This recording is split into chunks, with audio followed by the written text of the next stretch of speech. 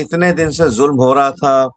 ये 50 Muslim countries हाथ पे हाथ धरे चूड़ियां पहने बैठे थे, तो अब उनको जो है ईरान ने, हिजबुल्लाह ने और हूतियों ने ये दिखा दिया कि देखो, डरने की जरूरत नहीं है। हम साहब इस बात पे नाराज हैं नेतन्याहू से। पता नहीं है असली नाराजगी है या नूरा कुश्ती वाली नाराजगी है कि जो बात कही है उन्होंने।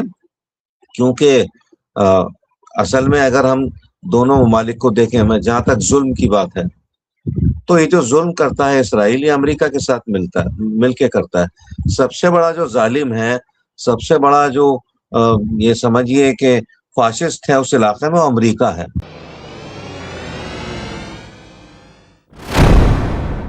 बड़ा हमला किया गया है। फिरोज बख्श साहब, क्या हालात देख रहे हैं, क्या अपडेट लेकर के आए आप? जी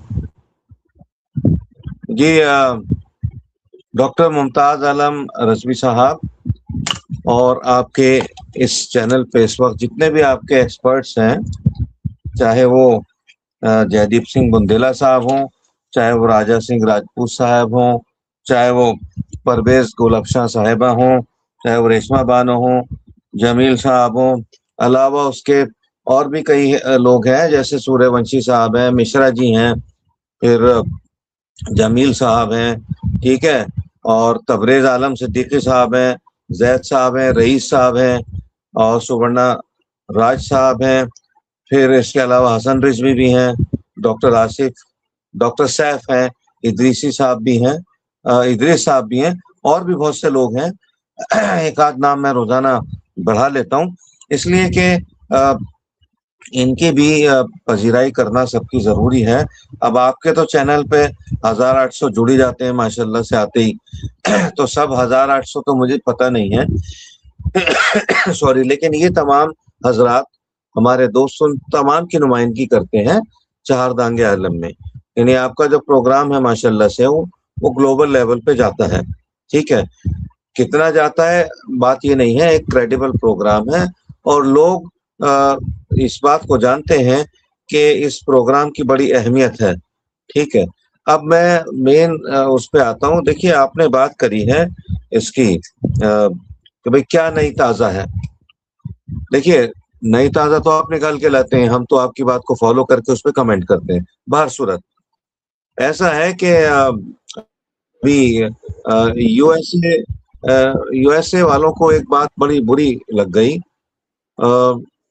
किसकी, नेतन्याहू की, और शायद ट्रम्प साहब को बुरी लगी होगी कि ट्रम्प साहब ने कहा जी, मैं यहाँ का जो है दादा हूँ, मैं यहाँ का वेस्ट एशिया का, मिडल ईस्ट का मैं सबसे पावरफुल नेशन हूँ, आदमी हूँ, इस तरह की उन्होंने कोई बात कही थी। तो उस पे तेखपा हो गए थे आरागची साहब। उन्होंने जवाब में ये लिखा कि देखिए, आप ये जो इसराइल है आपका जो मुल्क है, ना तो ये सबसे ज्यादा पावरफुल मुल्क है और ना ही आप सबसे ज्यादा ताकतवर इसके प्राइम मिनिस्टर हैं। असल बात यह है कि आप लोग मुल्क हैं ही नहीं, आप तो एक फाशिस्ट आइडियोलॉजी है, ठीक है। और ऐसी आइडियोलॉजी के जिसके अंदर इंसानियत नाम की चीज जो है दूर दूर उससे उसके पास से गुजरी तक नहीं है। ये बात उन्होंने कही और उन्होंने ये भी कहा कि आप इस उसमें मत रहिए, गलत फहमी में, कि आप यहाँ के सबसे बहादुर मुल्क हैं, ऐसा सब कुछ नहीं है। तो ये सारी चीजें चल रही हैं और अलावा इसके ट्रम्प साहब इस बात पे नाराज हैं नेतन्याहू से। पता नहीं है असली नाराजगी है या नूरा कुश्ती वाली नाराजगी है कि जो बात कही है उन्होंने। क्योंकि असल में अगर हम दोनों ममालिक को देखें, मैं जहां तक जुल्म की बात है, तो ये जो जुल्म करता है इसराइल, ये अमेरिका के साथ मिलके करता है। सबसे बड़ा जो जालिम है, सबसे बड़ा जो ये समझिए कि फाशिस्ट है उस इलाके में, वो अमेरिका है, ठीक है। क्योंकि अमेरिका की बेसिस पे इसराइल कूदता है।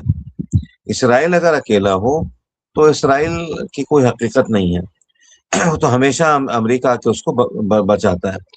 तो ये बात पहले जेडी वैंस ने भी कही थी। देखिए, आप एक जायनिस्ट नेशन है, आपको बहुत ज्यादा पसंद नहीं किया जा रहा है आप इस तरह के बयान मत दीजिए, बेवकूफाना बयान मत दीजिए। और जेडी वांस मुझे इन तमाम लोगों में, चाहे वो पीट हेग्सेथ हों, चाहे वो मार्को रूबियो हों, ट्रम्प साहब खुद हों, और इनके जो डैन केन हों, जो इन सब में मुझे कुछ बेहतर नजर आते हैं। उन्होंने सही बात कही कि आप अकेले पड़ गए हैं, और इस तरह की बातें आप, अब दादागिरी एक हद तक तो सही है, लेकिन अपने मुखलिस से ही, अपने हमदम और हमदर्द से ही तुम दादागिरी कर रहे हो अमेरिका से। ये मुझे लगता है कि इसराइल जो है, अब उसके गिने चुने दिन रह गए। कम से कम मैं ये नहीं कह रहा कि कोई इसराइल को खत्म कर देगा या आग लगा देगा, ये नहीं, लेकिन जो उसकी दादागिरी है, उसकी दादागिरी अब बहुत ज्यादा दिन चलने वाली नहीं है। ठीक है, यह अलग बात है, वो उन्होंने कह दिया जी हम लबनान के कोई कुछ भी इलाके नहीं छोड़ेंगे, और ये सारी चीजें चल रही हैं। बासूरत ईरान अपने मसाइल से फिलहाल वाबस्ता देखकर चीजों को आगे देख रहा है, लेकिन उसने वहाँ जो सना वाला हिस्सा है, जिसको डिवाइड कर दिया सऊदी अरब ने, उसको काफी हद तक वो कंट्रोल कर रहा है। आपने बात कही जजान के ऊपर, जो रिफाइनरी है, उस पर भी इन्होंने मिसाइल छोड़े, और इरबिल के अंदर भी आज अटैक हुआ, जहाँ कुर्दों को अच्छा खासा नुकसान पहुंचाया है इन ईरान के इन मिसाइल्स ने। और दूसरी बात मैं एक आपको ये बता दूं, ये हूतियों को हिजबुल्लाह ने क्या दिया है, ये एफपीवी ड्रोन्स होते हैं। ठीक है, फर्स्ट पर्सन व्यू इनको बोलते हैं फुल फॉर्म। तो ये ड्रोन्स जो हैं पकड़ में नहीं आते हैं, इनके अंदर ज्यादातर चीजें फाइबर की होती हैं। तो अब ये ड्रोन भी हूती इस्तेमाल कर रहा है, और हूती और हिजबुल्लाह का मिलाप पहले से था, अब और भी ज्यादा उनकी बात चल पड़ी है। तो अब ये इतने दिन से जुल्म हो रहा था, ये 50 मुस्लिम कंट्रीज हाथ पे हाथ धरे चूड़ियां पहने बैठे थे, तो अब उनको जो है ईरान ने, हिजबुल्लाह ने और हूतियों ने ये दिखा दिया कि देखो, डरने की जरूरत नहीं है। जैसे ना हमारे यहाँ जेंजी कहती है कि सवाल पूछना चाहिए, डरने की जरूरत नहीं है। जितने बड़े बड़े नेता हैं, कोई भी हो, मंत्री हैं, कोई जरूरत नहीं है डरने की, ये तो हमारी सेवा के लिए है। तो उसी तरह से ईरान इन तमाम मुनाफिक अरबों को ये सिखा रहा है कि तुम अब तक 50 साल तक जिनसे डरते चले आए हो, ये तुम्हारी अपनी बेवकूफ़ी है, या गुलामाना जहनियत है, या जो तुम्हारा एक फहाशी वाला एक तरीका कार है जिंदगी गुजारने का, ये सब उस वजह से हुआ है। तो अब देखते हैं क्या है। अब ईरान ने इसकी शुरुआत तो कर दी है, और बाकी ये है कि अल्टीमेट तो अब यही नजर आ रहा है कि जो बेसिस हैं वहाँ अमेरिका की, गालिबन उनको जो तबाह हो चुकी हैं, उनको शायद वो रिवाइव ना करें, और जो बाकी जो बची हैं, वो भी मेरे ख्याल से अब शायद इन ऑल प्रोबेबिलिटी अमेरिका वहां से जो है अपना ताम झाम सब बांध के जाएगा। ये तो चलिए देखते हैं, टाइम विल टेल। लेकिन ये सब जब होगा कि जब ये गुलाम जो मुल्क हैं, जो अल्लाह मियाँ से ना डर के नाउजुबिल्ला ये डरते हैं इसराइल से और अमेरिका से। अगर ये सोच लें कि भाई ठीक है, हमने अमेरिका ने हमारे लिए कुछ नहीं किया, और जाहिर सी बात है कि इसराइल इतने दिन से उनको तबाह कर रहा है, अमेरिका उनकी मदद कर रहा है, तो भाई तुम क्यों अमेरिका को बेसिस देते हो। खैर, लंबी मैं बात नहीं कहना चाह रहा हूँ, क्योंकि आपके शायद कुछ वो भी आए हैं फिर मैं अपडेट्स। आऊंगा इस पे फिरोज बख्त साहब, मैं फिर आऊंगा आपके पास। यहाँ पे बड़ी खबर आ रही है, यहाँ पे जयदीप सिंह मुंदला साहब ने अपडेट दी है। सऊदी अरबिया ने अपने आबा एयरपोर्ट और नजरान इंटरनेशनल एयरपोर्ट को बंद करने का फैसला लिया है। ये इस वक्त जो है बड़ी खबर यहाँ पे आ रही है। इसके अलावा यहाँ पे जो जयदीप सिंह मुंदला साहब ने उन्होंने लिखा है ब्रिटिश मैरीटाइम अथॉरिटी के हवाले से कि स्टेट ऑफ हॉर्मुज से होकर गुजरने वाला जो वाणिज्यिक जहाज रानी है, यानी कमर्शियल जो शिप है, वो निम्न स्तर बहुत कम हो गया है। ये बिल्कुल सही रिपोर्ट है कि वहां से जो 130 140 जहाज गुजरा करते थे, वो महज 5 से 6 जहाज ही वहां से गुजर पा रहे हैं स्टेट ऑफ हॉर्मुज से। ये दावा अमेरिका का कि कब्जा है, ये बिल्कुल बेबुनियाद और झूठा यहाँ पे बताया जा रहा है। मैं अब्दुल वाहिद साहब, सबसे इम्पोर्टेंट मैं सोच रहा हूँ कि थोड़ा फिलिस्तीन पर भी बात कर ली जाए। जिस तरह से आज वहां पे हमला किया है मस्जिद अक्सा को, उसको लेकर के मजम्मत की है जीसीसी ने, अरब लीग ने। लेकिन सवाल ये है कि सिर्फ मजम्मत कर देते हैं, बार बार मस्जिद अक्सा की तौहीन होती है, लेकिन ये मजम्मत के अलावा क्या बास पुरुष नहीं होनी चाहिए? क्या थोड़ी सख्ती नहीं दिखानी चाहिए? बार बार मस्जिद अक्सा की तौहीन, फिर आज बड़ी पैमाने पे मस्जिद अक्सा की तौहीन की गई और पुलिस के प्रोटेक्शन में सब किया गया वहां, इजरायली पुलिस के। अब्दुल वाहिद साहब। मुमताज भाई, ऐसा पहली बार नहीं है। आपने बिल्कुल सही कहा है कि ये बार बार होता है। हम बचपन से जो है देखते आ रहे हैं, आपने भी देखा होगा, फिरोज बख्त अहमद साहब ने भी, कि भाई इनका ये एक वतीरा है, ये इनकी एक रविश है पुरानी जो कि चली आ रही है, और ये हमेशा उस पे जो है, हमेशा। अब आप देखिए, चाहे इसहाक राबिन रहा हो, चाहे ये जो है इवन जो है वो एक और था एरियल शरोन, ये सारे के सारे ऐसे ही रहे हैं। तो ये सारे के सारे इनका एक पूरा मिशन है, ये मस्जिद अक्सा को शहीद करना चाहते हैं। आपको मालूम होना चाहिए कि जब जो है ओआईसी, जब इसकी स्थापना हुई थी, तो उसका बेसिक रीजन ही यही था कि मस्जिद अक्सा में बाकायदे आग लगाई गई थी। उसके बाद ही जो है ऑर्गेनाइजेशन ऑफ इस्लामिक कोऑपरेशन, पहले उसका नाम था इस्लामिक कॉन्फ्रेंस, तो बाकायदे इसका वजूद आया और बहुत सारे जो है मुस्लिम ममालिक जमा हुए।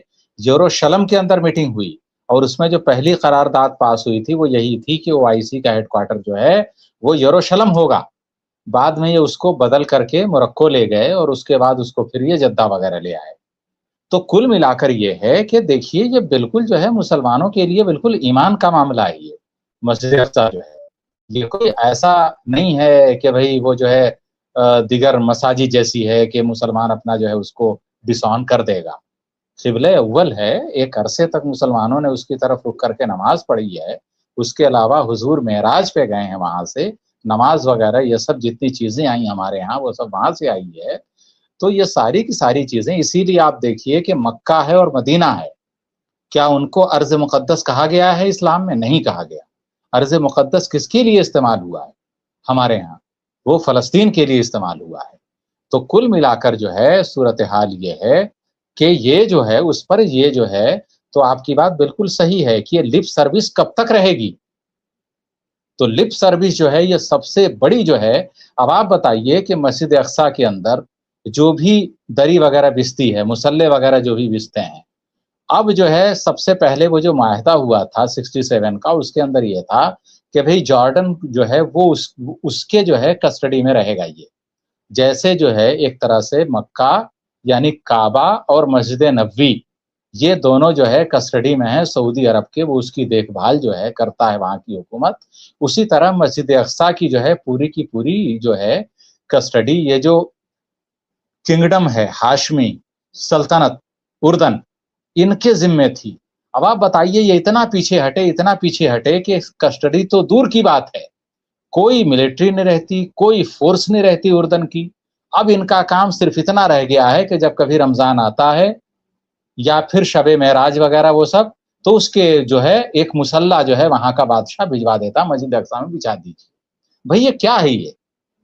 तो आपकी तशवीश बिल्कुल जायज है मुमताज भाई कि भाई ये लिप सर्विस कब तक होगी? भाई इंतहा हो गई है। बताइए आप, मसाजिद महफूज नहीं है और इवन मस्जिद अक्सा, तो ये सब जो है बहुत तशवीशनाक ये है। और पता नहीं ये कब तक जो है चलेगा, लेकिन ये जो है बहुत ही तशवीशनाक है ये बात जी।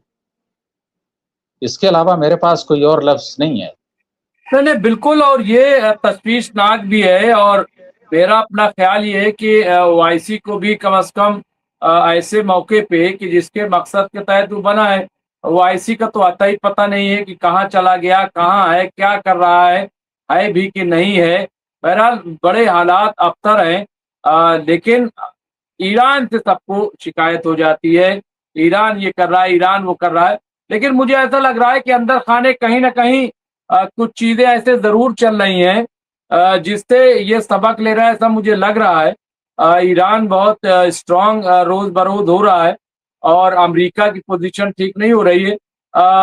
फिरोज बख्श साहब, क्या लग रहा है आपको इजराइल की क्या सिचुएशन होने वाली है? क्योंकि बहरहाल अभी भी हमले वो कर रहा है लगातार, चाहे वो लेबनान पे तो नहीं लेकिन गाजा में। लेकिन गाजा में भी लोग बहुत एक्टिव हो गए, वहां पूरा चुनाव का प्रोसेस शुरू हो गया है, चुनाव की पूरी तैयारी चल रही है और वो अपने तौर पे जवाब भी इन्हें दे रहे हैं, भले ही मारे जा रहे हो लेकिन इनको जवाब भी दे रहे हैं। फिरोज बख्श साहब, देखिए, इसराइल जो है, बिल्कुल सही फरमाया था अरागची साहब ने, ये एक जालिम और फाशिस्ट स्टेट है, ठीक है। और जो जालिम और फाशिस्ट स्टेट्स होते हैं वो कुछ अरसे तक तो चल जाते हैं, लेकिन कहीं ना कहीं जब जुल्म ज्यादा बढ़ता है या तो मिट जाते हैं या बदल जाती है उनकी सरकार, वो दूसरा सिस्टम वहां आ जाता है। तो इसराइल में भी कोई बहुत ज्यादा सुकून नहीं है। बदस्तूर वहां खंदकें खोदी जा रही हैं, क्योंकि कुछ पता नहीं ना कि आगे क्या हो। क्योंकि अगर कुछ बात बढ़ती है तो फिर ईरान का जो अगला जो टारगेट होगा वो इसराइल होगा। क्योंकि 48-50 साल में पहली बार पिछले साल ईरान ने एक ऐसा मजा चखा दिया है इसराइल को कि चाहे वो कितनी ही शेखी बघारे, इतना ही अपने आप को कहें कि हम यहाँ के जो है मालिक हैं और हम सबसे ज्यादा ताकतवर हैं इस एरिया में, बावजूद इसके वो जानते हैं कि जिसको पुरानी दिल्ली की जबान में कहते हैं कि ईरान से कोई पंगा वो नहीं लेंगे। और ईरान तो तैयार बैठा है कि वो छेड़छाड़ करें उसके साथ।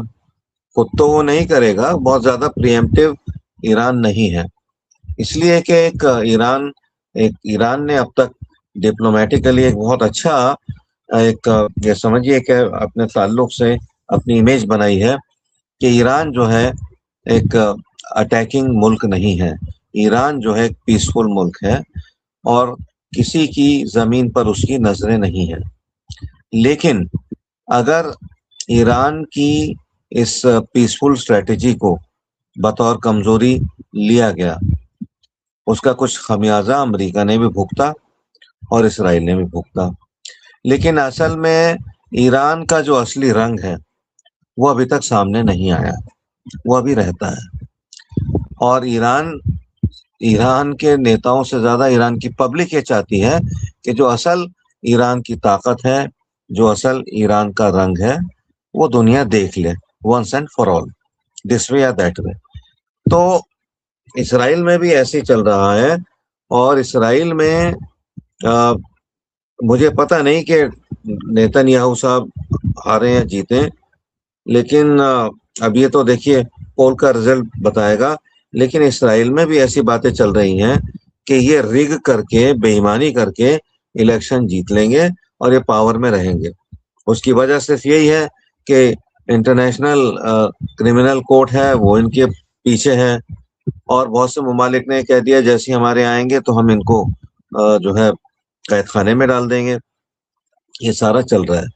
और रही बात अमेरिका की, अक्सर अब जैसे मैं पढ़ता हूँ या देखता हूँ कि अमेरिका जो है वो इसराइल से थोड़ा सा ये समझिए कि मुनहरिफ है या उससे थोड़ा सा खार खा रहा है। मुझे ऐसा कुछ बहुत ज्यादा लगता नहीं है। इस तरह की खबरें पिछले दिनों भी आई, पिछले सालों में भी आई। क्यों? क्योंकि अगर ऐसी बात होती तो इसराइल की जो आईडीएफ है फौरन वहां से अपने पांव पसार लेती लबनान से, जो कि अब तक ऐसा नहीं हुआ है। ये सब कहने सुनने की बातें हैं, लेकिन हाँ ये लोग पर तोल रहे हैं। जैसा कि मैंने परसों भी ये बात कही थी, कल ये बात कही थी, ये पर तोल रहे हैं इसराइल और अमेरिका। जितने भी इनके मिसाइल्स वगैरह कहीं दुनिया भर की बेसिस में हैं, उनको लेकर आने की कोशिश कर रहे हैं। और एक और बात है, एक और हैंडीकैप ये भी है यूएसए के साथ कि जो उसके बड़े बड़े जो जहाज थे, जैसे यूएसएस फोर्ड, वो तो मरम्मत के लिए गया हुआ है। और यूएसएस ये जो आपका अब्राहम लिंकन है, इसका भी सुन रहे हैं कि किचन विचन खराब हो गया, उसमें आग लग गई, सारी इस तरह की खबरें आ रही हैं, वहां पीने को पानी नहीं है, ये सब चीजें हैं। तो हालात ना तो इसराइल के अच्छे हैं और ना अमेरिका के, और ये बद से बदतर हो जाएंगे। क्यों? क्योंकि देखिए, ईरान के साथ साथ एक पावर और भी है, वही पावर है जो पूरी दुनिया को चला रही है, कोई इसको माने या ना माने। और उस पावर ने काफी लंबी ढील दे रखी थी अमेरिका को और इसराइल को, लेकिन अब वो रस्सी उसने खींचनी शुरू कर दी है। और आखिरी रस्सी का झटका जब ही लगेगा कि जब ईरान अपना पूरा जो भी उसका अंदरूनी जो भी उसका पूरा मामला है, ताकत का है, मिसाइल्स का है, या और भी कुछ चीजें हैं, और कुछ ऐसे भी हथियार हो सकते हैं कि जिनके ताल्लुक से अभी अगर हम डिस्कस ना करें तो बेहतर होगा। तो ईरान तैयार है, ईरान कह रहा है कि आओ बेटा, मैं तो अब आखिरी लड़ाई के लिए तैयार हूँ, तुम अपना तामझाम लेके आओ। तो ये हालात अमेरिका और इसराइल के हैं। जी डॉक्टर मुमताज। बिल्कुल।